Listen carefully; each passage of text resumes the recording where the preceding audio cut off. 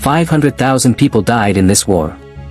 And almost none of them died for the reason they were told. For 27 years, two superpowers armed two African factions to fight a war neither of them had to fight. This is the story of the Angolan Civil War. In 1975, Portugal collapsed as a colonial power. After 400 years of ruling Angola, they left almost overnight, exhausted by their own revolution back home and unwilling to keep fighting a losing colonial war. For decades, three separate movements had been fighting Portugal for Angola's independence, not as allies, but as rivals who happened to share a common enemy. The moment that enemy vanished, they turned their guns on each other. The MPLA controlled the capital and leaned toward Marxism, drawing support from the Soviet Union and Cuba. UNITA, led by Jonas Savimbi, built its base in the countryside and found backers in the United States and apartheid South Africa. The FNLA, based in the north, pulled support from the US and neighboring Zaire. Three factions. Three foreign sponsors. One country about to be torn apart. Within months of Portugal's exit, what should have been Angola's first year of independence became one of the deadliest proxy battlegrounds of the entire Cold War. And it wasn't an accident that outside powers cared this much about a country most Americans and Russians couldn't have found on a map. Angola had oil off its coast. Angola had some of the richest diamond deposits in Africa. And Angola sat at a strategic crossroads in southern Africa, bordering countries that were themselves fighting colonial and apartheid regimes. Neither Washington nor Moscow cared, in any real sense, who ended up ruling Angola. What they cared about was who Angola would answer to once the dust settled, which side of the Cold War it would fall on.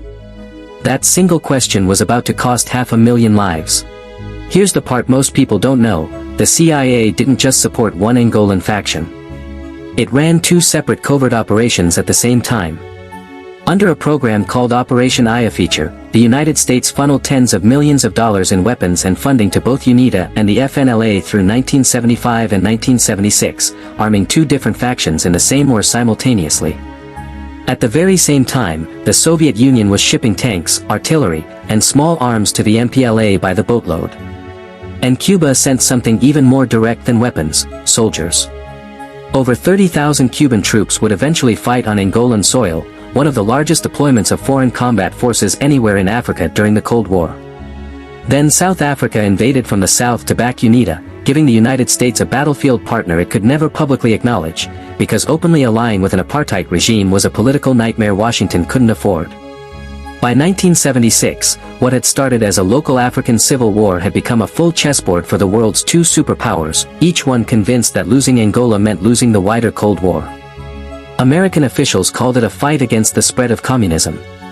Soviet officials called it a fight against imperialism and colonial exploitation. But neither side was actually fighting for Angola.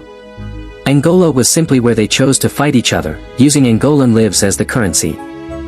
And the human cost of that decision was staggering. Over the course of the war, an estimated 500,000 people died, and most of them were never soldiers at all. They were farmers caught in crossfire, mothers walking to markets, and children in villages that had no idea a war built in Washington and Moscow had just reached their doorstep. Landmines were planted by the millions across the countryside, and most were never mapped, which meant they kept killing decades after the guns went quiet. 4 million people, nearly a third of Angola's entire population, were displaced from their homes, filling refugee camps that stretched for miles and that families lived in not for months, but for years. Cities like Wambo and Quito became infamous for brutal, prolonged sieges. In Quito alone, tens of thousands died in a siege most of the outside world never even heard about. And through all of it, the war kept funding itself. Oil exports kept the government's military running even as its own people starved, while UNITA financed its side of the fight with what became known as blood diamonds. In 1988, the war reached a turning point at the Battle of Cuanavale, one of the largest battles fought on African soil since World War II. Cuban and Angolan forces held off the South African military in a fight that would go on to help end apartheid rule in neighboring Namibia. It was a rare moment where the war's outcome actually mattered beyond Angola's borders. By 1991, with the Cold War itself ending, the superpowers finally lost interest, and a peace agreement was signed. But peace didn't last. In 1992, Angola held its first democratic elections, and when UNITA lost, its leader rejected the results and returned to war. This time, there was no American or Soviet money behind it. The Cold War was over. But Angola's war wasn't. For another decade, Angolans fought a conflict that the rest of the world had already stopped watching, funded now almost entirely by the country's own oil and diamonds rather than foreign patrons. It finally ended in 2002, not with a peace treaty, but with the death of UNITA's leader, Jonas Savimbi, killed in battle. 27 years after it began, the guns finally went silent. What was left behind was a devastated economy, shattered infrastructure, and millions of unexploded landmines still buried in Angolan soil, some of which are still found and detonated today. It took decades to rebuild the roads, schools, and hospitals the war had destroyed.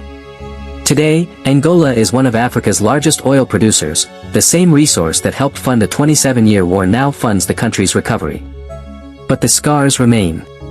Landmine casualties are still reported every year. And neither the United States nor Russia ever formally apologized for arming a war that killed 500,000 people. For both superpowers, Angola was a chess move in a much larger game. For 500,000 people, it was everything they had. This is a pattern that repeats across so many of the wars history quietly skips over.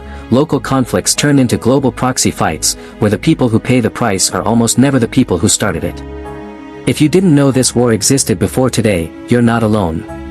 That's exactly why it needs to be told. Subscribe if you want more of these forgotten wars. Next time, the conflict that started a genocide, and the country that ended it.